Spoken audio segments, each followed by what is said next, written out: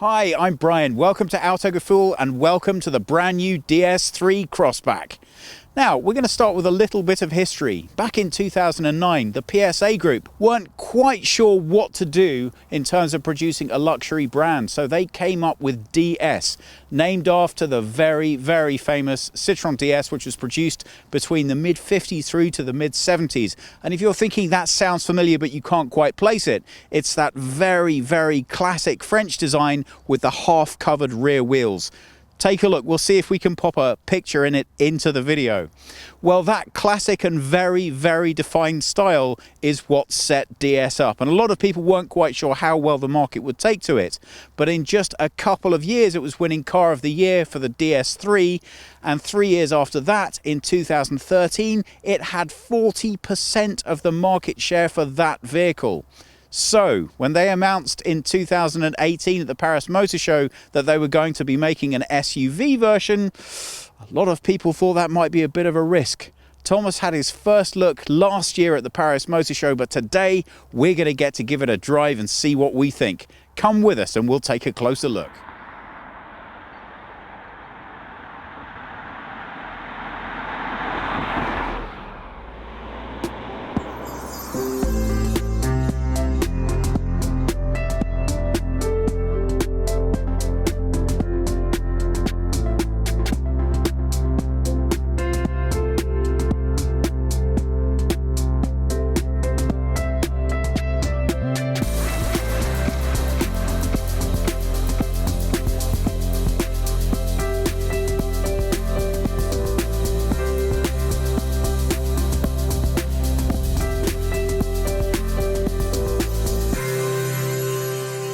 If there's one thing I really admire about DS, it's that they have absolutely stayed true to their values.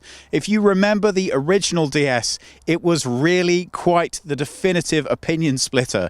There was so much styling happen on that vehicle. You either look back and love it or really wonder why it was ever made. And that lineage has carried right the way through up to the present day in the Crossback. Just take a look at this face. Now, we start off with a fairly modern conventional trapezoid grille, so that's a nice way of making a smaller SUV have a real visual presence. But look at what happens here. There's so many levels, so many angles. There is so much happening in the front of this car right from the get-go. It announces loud and proud, I don't care if you don't like it, this is who I am. Now, there's an awful lot of design DNA in here which is very particular to the DS brand. They're really keen on the way in which that they've made these now available as full matrix LED front lights, as narrow as they have managed to achieve them. I find it slightly visually curious that being the case, they're so excited about this narrowness of width that they've gone with a little flaring lower down. And on some of the trim level options, this is actually chrome. So the narrowness of the lights can get a little bit lost in this design detail here. But don't worry, there's a lot more styling to pick up on. These are the daytime running lights, this almost boomerang styling detail here. There's just so much detail going on here. There really is so much to get to know. This doesn't look like the front of any other car that I can think of, so I'm really keen to know what you think of it. Since you saw it in Paris, has it grown on you at all? Or are you starting to wonder just quite what were they thinking there? At 4 meters 12 or 13'5", you might expect that some of that styling would dampen down as we come through to the side. Well, not a bit of it.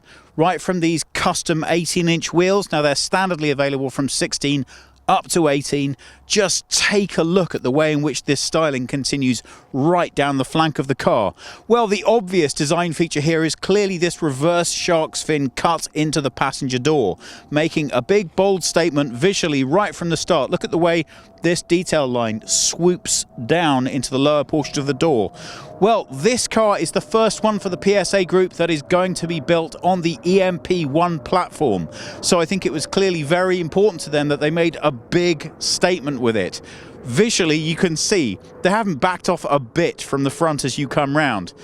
From the contrasting roof to the sweeping roof line and the very much disproportionate door panels that we have here. Everything is designed to make sure that as you look at this car from pretty much any angle, it couldn't possibly be anything else. Most cars have an angle that just about managed to tell their whole story, and for me, this is the angle that does that for the Crossback. You really can get a sense of how that completely unique design has been wrapped around from the side straight into the back, and there's a lot of nice design elements that have been followed through from the front too. Look at these narrow lights, look at the amount of fun that's brought round in this shape, this lovely spoiler on the rear. There's a lot of dynamism and fun in this design. It's supposed to be a small sporty SUV, and that's exactly what you get from this profile. But it does serve to highlight one of the challenges with this particular design.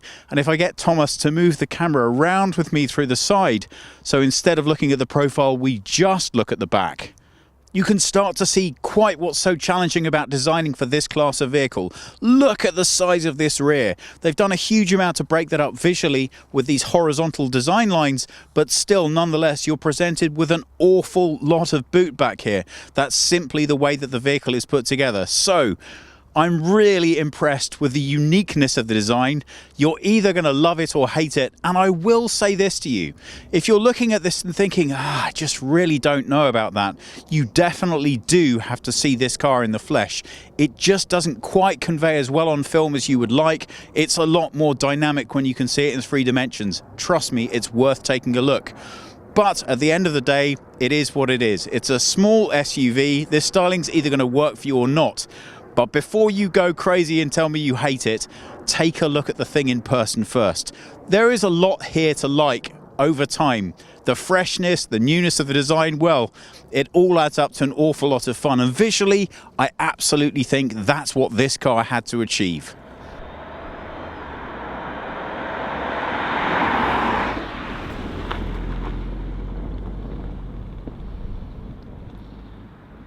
Let's take a look and see what's powering this thing.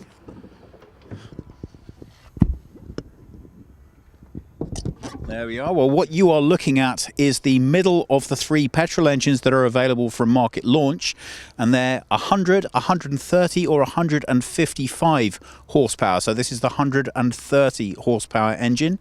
From July, there should be 2 diesels joining them. They come in either 100 or 130 horsepower. Later on in the year, they're they are due to be joined by a fully electric model, and that is going to have a 50 kilowatt battery with a 100 kilowatt motor, and that should give you an effective range of about 320 kilometers. So not bad at all. But for now, I think it's high time we found out just what this can deliver. Petrol engines will be available as Euro 6D, while the diesels will start as Euro 6D temp. That means that over time, all of the internal combustion engines will be available at the highest standard currently available.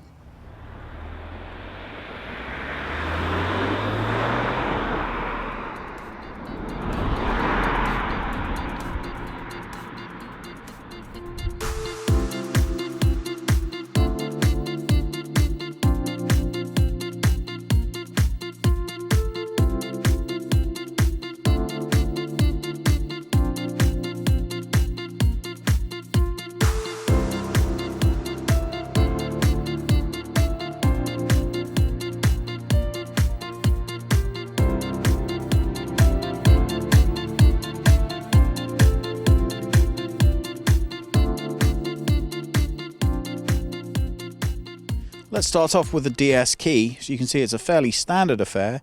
Now, the most significant feature that you notice right from the get-go when you try and enter the car is this. As you can see, these handles are proud at the moment. That's what happens when you unlock it. That's to allow you entrance. We've taken some shots already with them shut, so you can see. Now, Thomas wasn't a huge fan of these when he saw them in Paris, but I have to tell you, I think they actually feel quite nice and solid. And if you compare them with the most recent ingress handles that I've experienced, which are on the Porsche 911, rather surprisingly, these feel much more solid and better put together. So I think they've done a nice job, and they really do add to the aesthetic of the side of this car.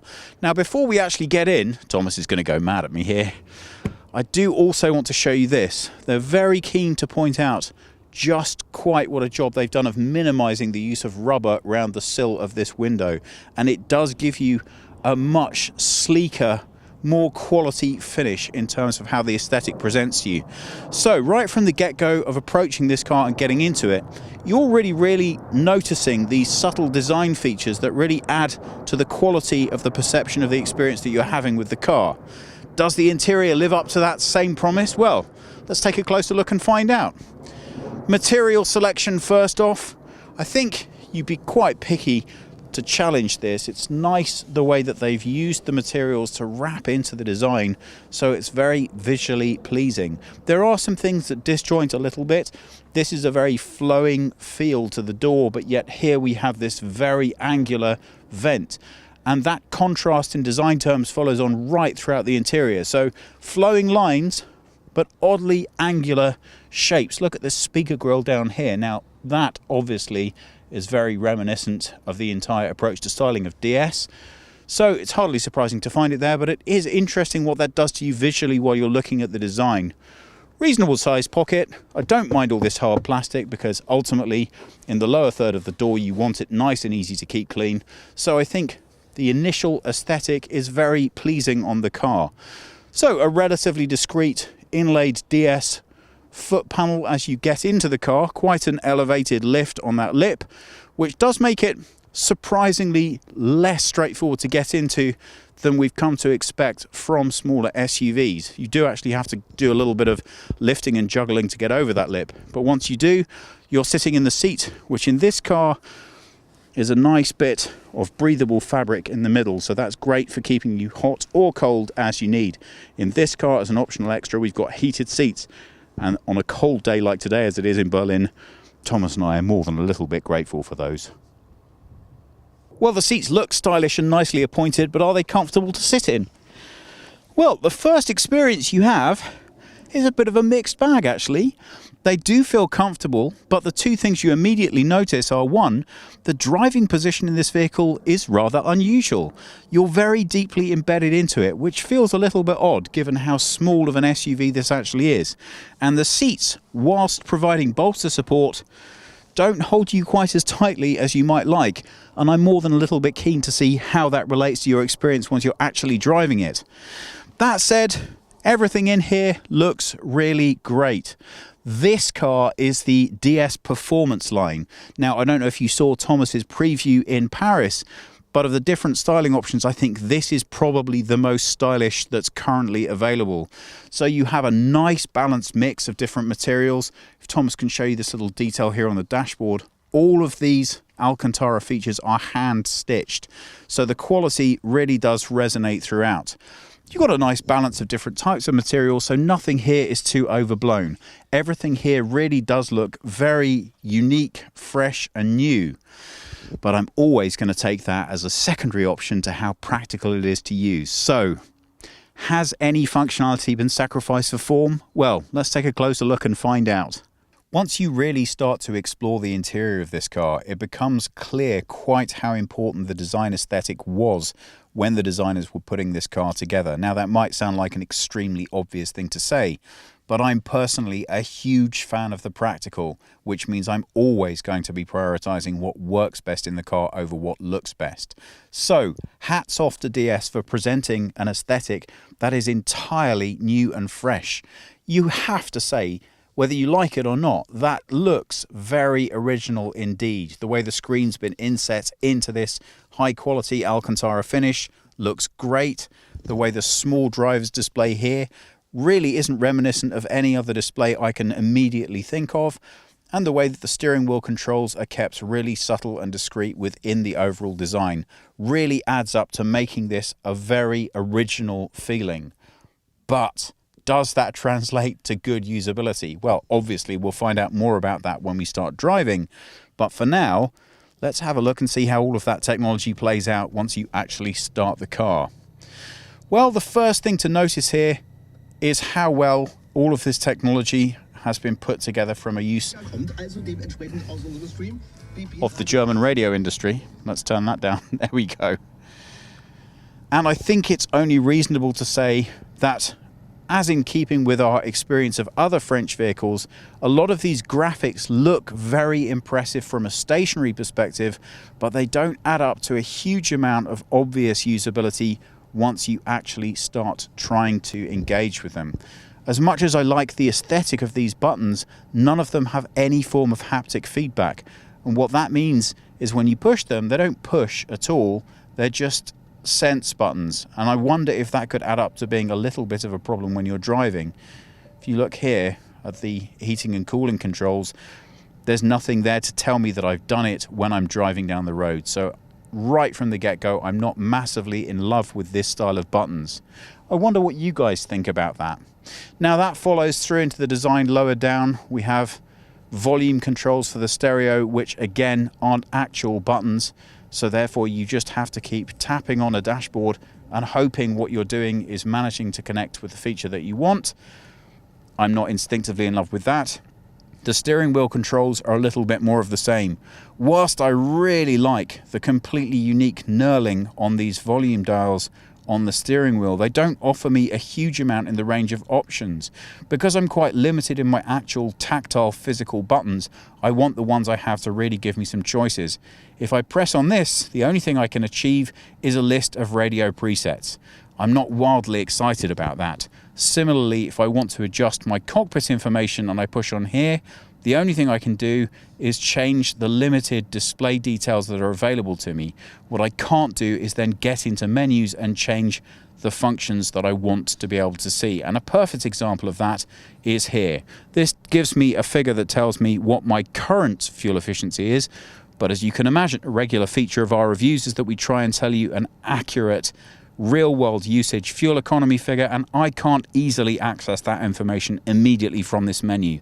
And that really does nicely sum up the experience of using these systems. Now, a big part of that might well be that they are new. We're not used necessarily to interacting with them in this way, so the more you use and own this vehicle, the less of an issue those things become. But right from the get-go, I'm a huge fan of having big physical tactile buttons and knobs to push and crank up and down because I want my attention to be on the drive. So I'm just hoping that none of this aesthetic has too big of an impact on the way this car interacts with me when I'm driving it round. I can also demonstrate that if I come round to the main system here. Now, as you can see, an awful lot of effort has been put in to including this DS crystalline design into various components of the way that this works visually. But if I push on the navigation button, I say push, again I'm not getting any haptic feedback there. Whilst I appreciate this design here, I can't help but ask, why is it this huge screen has been limited only to this portion for showing me the map, just in order to fit these design elements in around the side? Now, it is possible that I've missed out so far on a full screen capacity, but the only button you might think that could achieve that only serves to make the map somewhat smaller. So, I have to tell you, although I really like and appreciate the amount of design there is and thought that's clearly gone into the way that this car visually presents, in terms of its practical usability, I think I would have liked a little bit less design and a little bit more practicality. Once we get slightly lower down in the dashboard, you can still see an awful lot more of that design feature. This is the start-stop button, and every effort's been made to keep this as clean and uncluttered as possible. Now, the drive mode button over here is not the most natural location for it, so I'm keen to see how that performs when we actually take the car for a drive.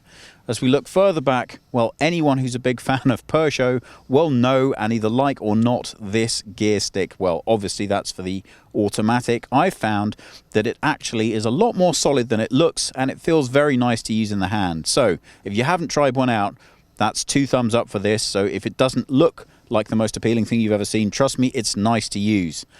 The amount of styling that's gone on with these fairly basic functions for the windows is actually quite extraordinary. Clearly, they really do want you to think every single time you get into this car that this is something very different indeed. Maybe I'm just being fussy, but I can't help but look at that and ask myself how easy it's going to be to clean the first time somebody dumps a coffee on the inside of those buttons. But hopefully you won't have guests as inconsiderate as I do every time I go out in my car. Well, a very clean, very straightforward surface. I'm very happy to see that the phone tray here, which is inductive charging, is more than large enough for any standard phone that you could want to put in it. Hooray! I'm really happy to see car companies starting to have that consideration. Slightly further back, well, we have 2 cup holders here, but as you can see, the second one is not often going to be that easy to access, but under here we do have a second USB charge point for your passenger, a 12-volt charge point for anything a little bit larger, and given that it's a small car, a perfectly large enough central storage area. Well, before we get into the back, let's take a quick look in the glove box and see if we have enough space to put anything. Well, I actually think that's pretty decently sized. I really like the way the design gives you a little extra storage here, but there's still more than enough room for the owner's manual and plenty of extras besides. So, nice to see that that hasn't been forgotten. Well, even in a small SUV, you're going to expect enough room to comfortably seat 4 people. So, how does the Crossback get on? Well, I have very small legs, so this seat in front has been set for me as the driver. So in order to give you a fair representation, I'm going to come over next to where Thomas is. This seat has been set for him, a person of reasonable height. So I'm 5'10" or 178 centimeters, and I have about that much spare headroom in the rear. So I'm actually relatively comfortable, and I would say if you are 6 foot or less, you're going to do fine in the back as well. I don't have acres of leg room. I'm not really sprawling out here, but it is really very comfortable. There is something, however, which is not quite so comfortable.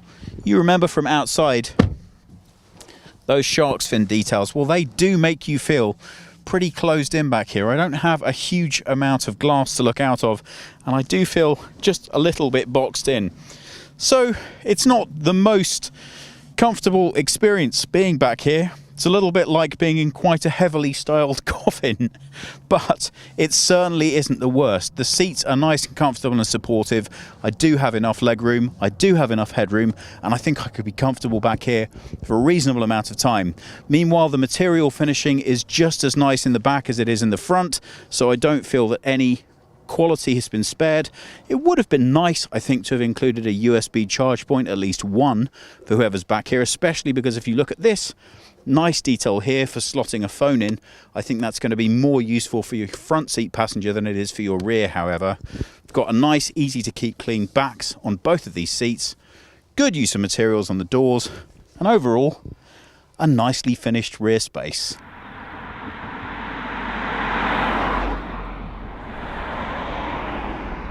Well, with a caboose this size, there should be plenty of room in the trunk. Let's take a look.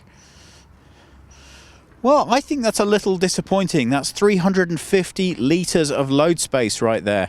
I guess what I'm not massively in love with is just the size of this lip. It just means that when you're loading cases into the back, it's just a little bit more fiddly than it might be. And unfortunately, it doesn't quite stop there. If Thomas stays there, I'll come round to the side to show you. It's a standard 60-40 split back here, and as you can see when I drop the seat, there's quite a lot of a lip to get any load over the top of. So it's not the end of the world. It is, after all, a small car. I think it's just worth bearing in mind, if you're standardly going to need to fit things back here that are a little bit more than just basic shopping, it's worth giving it a try just to make sure that it's something that you're going to be able to live with if you go ahead and buy one of these.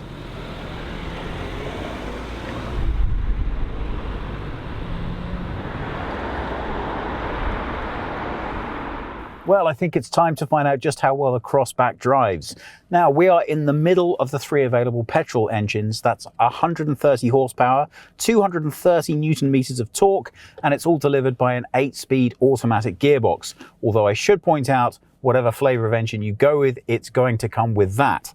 Now, that promises a fuel efficiency of 5 litres for every 100 kilometres driven. I'm not completely sure we're going to be getting that, but it also says that it will give you a 0 to 100 kilometres per hour speed of about 9.2 seconds. So not the fastest off the block, but I think we're still going to be able to see more than a little bit of interest in the drive here. So we're going to start nice and slow so we can show you a couple of details that I'm keen to try out on the car. Always at Autogefühl, we like to try things really without any rehearsal at all, just to give you a genuine impression. So we need to navigate to get downtown, And because we've already identified that using the infotainment system isn't always the easiest thing, we're going to try doing that now through speech. I haven't warned Thomas I'm going to be doing this, so this could either be a massive success or a really terrible idea. Let's find out. To begin, say a command after the tone. Navigate to Hotel Melia, Berlin.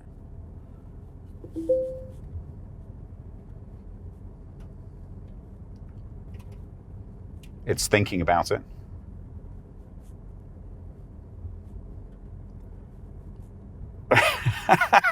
I don't know, Thomas. The resulting list is empty. Okay. So that's a shame. Now, I will tell you I did cheat a little because I tried that same search on my phone before just to check it wasn't an unfair question to be putting to the car. Yeah, I know what you're going to say. It's not really fair anyway. But my phone found it no trouble. Does, however, offer me the opportunity to get you to experience this. That is the noise of the indicator. Don't know how you feel about it. I think it could take me a little bit of getting used to. Well, we're about to enter straight onto the highway and we are trusting in Thomas's natural intuition. That's a nice time to give it a little bit of gas and see how it handles right off the get-go. Well, I can tell you that the acceleration is nice. It's not crazily overpowered. Now, there are 3 driving modes available in this car. You get Eco, you get Standard, and you get Sport. But I have to tell you, in our experience of driving this car today, and we've spent around about 3 to 4 hours driving, really the only significant difference that you're likely to experience when you select Sport is a somewhat underpowered engine making a noise pretending to be that it's something that it just isn't. So I really find, for my personal comfort and enjoyment, the normal driving mode delivers everything that I want. When you put your foot down, it makes an appropriate noise for a 130 horsepower engine and it delivers you an appropriate flush of power. Now let's just have a look and see if I can capture on the microphone. And I think this demonstrates how not entirely well placed that driving mode button is. If I switch it into its sport mode, and let's see if we can listen. Now, I am getting a slightly more responsive feel off the pedal. I'm going to drop down my speed a bit so I can put my foot down. And here we go. Ready, Thomas? Yes.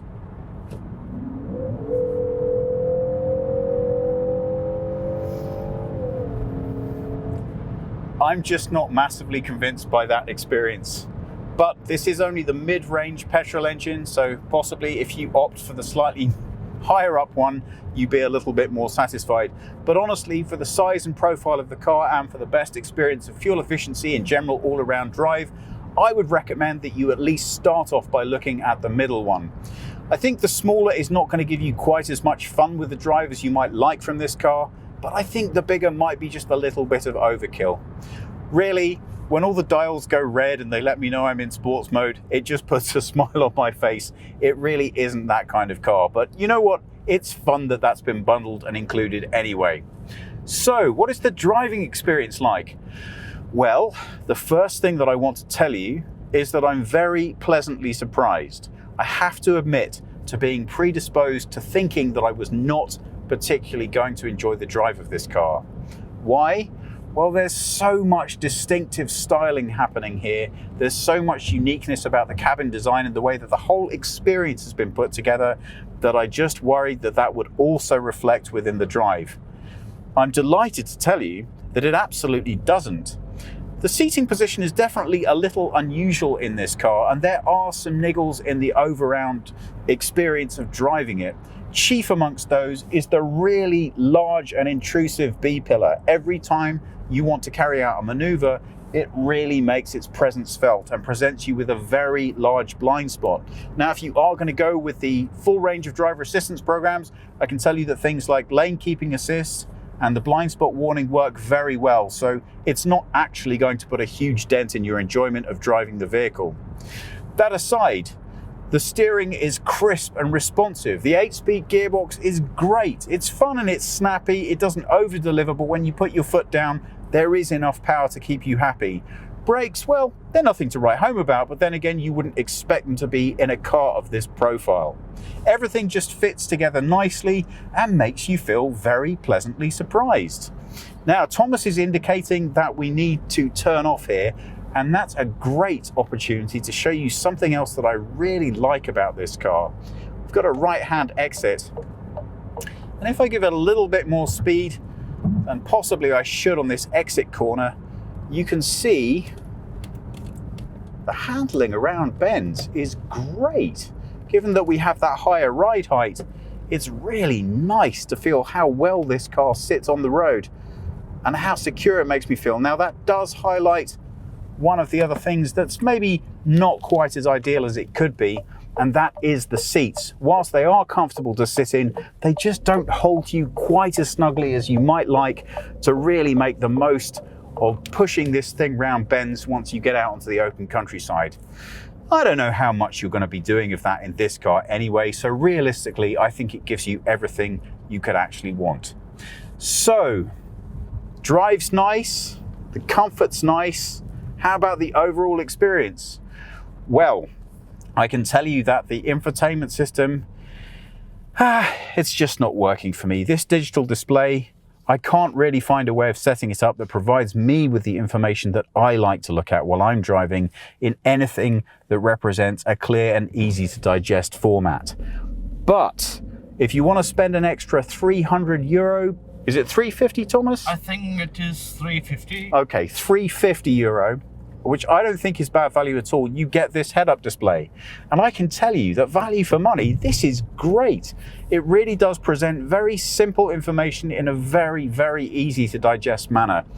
I don't always recommend head-up displays because often it's just an expensive way to waste money. But in this car, I think it provides you with a really nice alternative so you can continue to enjoy the aesthetic design of the cockpit graphic without really needing to wrestle your way through it in order to get at what you need. That information is very crisply, easily and controllably presented to you on this head-up display. So I would definitely recommend that as an extra. As far as the central infotainment system here is concerned, well, if you want a spring for the navigation package, that is going to set you back more than €1,000, which for me, I'm going to find a very hard time of justifying, especially when I automatically get Android Auto or Apple CarPlay baked into this car at whatever level I come at it. And I have to be honest with you, in my experience, it's a lot more intuitive and a lot more straightforward to use than the navigation system that you can pay for as an optional extra.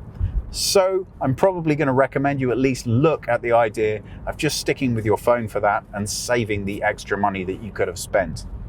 These controls here, well, I was worried about how they were going to feel to use while I was actually driving, and I have to tell you, I haven't experienced anything that has changed my mind. Even here, once we get into a town and I'm not driving anywhere terribly quickly, let's say I want to change the temperature. Well, first of all, I have to remember where that button is, which means I'm immediately distracted. When I do, I can't get any form of haptic feedback that tells me if I've pushed it or not. I just kind of have to keep pushing it until the display changes. And then to make an adjustment, again, I have to stare at the screen in order to make sure I'm stabbing at the right thing. Then I want to go back to navigation. I have to find another button. And none of that is tactile in any way that tells me that I've pushed the right thing. Now, that could all be unreasonable. In my experience of owning cars, you adjust to them really very quickly and then they become a lot more intuitive to use. So it could be that simply because it's a new design that I'm just not familiar or comfortable with, I may be being a little bit unfair in my assessment. But it's something that would at least bother me to start with, and I definitely recommend that you should give it a go and see how you get on with it before you make any kind of a commitment. The display itself looks nice. It's certainly high enough quality to make sure that I feel comfortable using it while I'm driving. I just don't want to be digging down too deep into those menus to get at the information I need. Well, fortunately, the drive of this car is nice enough overall that I'm simply not bothered about any of that. I really like the way that it presents visually. I'm never going to be convinced about the sound that the indicator makes. And while we're on that subject, let me just see if I can get it to make this noise. Thomas, have you ever heard a car do that before? Never in my time. And neither have I. That's quite special. But just like the design, I think quirky and different suits this car very well. So If you think that indicator noise isn't going to drive you up the wall after only a week of driving this, then maybe, just maybe, you should give this a go. Well, we've managed to hit rush hour traffic on the outskirts of Berlin now, which probably puts pay to our ability to do any really nice driving around some of the bends, but it does give us a good opportunity to talk about realistic ownership of this vehicle. Well, I have to tell you, I've been very much in two minds as to whether to mention this or not, but I think on balance, I've decided that I will. It's always difficult getting a seat into just the right situation for you, and my back is not always perfect. I haven't managed to achieve it with these seats. So although they are initially comfortable to sit in, I worry how they would hold up after long driving. That says a lot more about me and a lot less about these seats though. I always suggest to anyone who's thinking of buying a car that you should always take it for a good long drive first, because after all, if you're going to be putting 100,000 miles onto a seat, that's 100,000 miles on your back as well, and you want to make sure that you're comfortable and the seat is right for you. That said, the experience of driving this car around town is a very pleasant one. Albeit the rear window is very small, so I don't have massive amounts of rear visibility, I do have plenty enough to see what's going on. And although this B-pillar is somewhat less than ideal, you do get used to it over time. What you also get very comfortably used to is the crispness and responsiveness of the steering. It's really great for nipping in and out of traffic, and I have to tell you, that slightly additional height makes driving through towns very pleasant as well. Well, I think that probably sums it up for the driving experience. Really, I've been very pleasantly surprised. The only thing I think I would have liked a little bit more of would be something a little bit more defined when it comes to the acceleration and the braking. But I think I'm being a little bit unreasonable there. For a small SUV, it's perky, it's cheerful, it's crisp, it's responsive, and it is a lot of fun. Sound insulation of the car has improved dramatically from previous models. This is because of the lamination that they've now put into the glass. Whilst not being spectacular, it really has made a significant difference to the drive.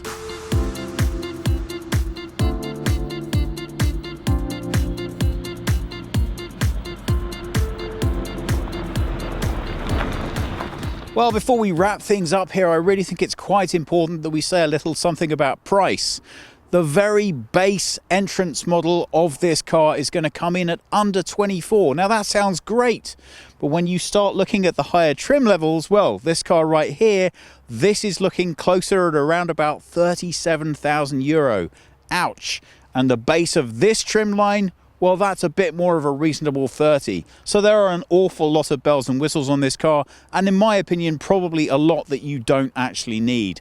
I think the best is got out of this car when you view it as its base was intended to be, which is a very distinctive, very unique, very fun, small compact SUV. Once you start loading those options in and looking at the higher trim levels, you really are moving into realms of an awful lot of competition. So you really do have to like this car an awful lot in order to be able to justify this spend. But stick at the lower point, and I think you have a lot less competition and a lot easier of a time justifying the unique buy that this car clearly is.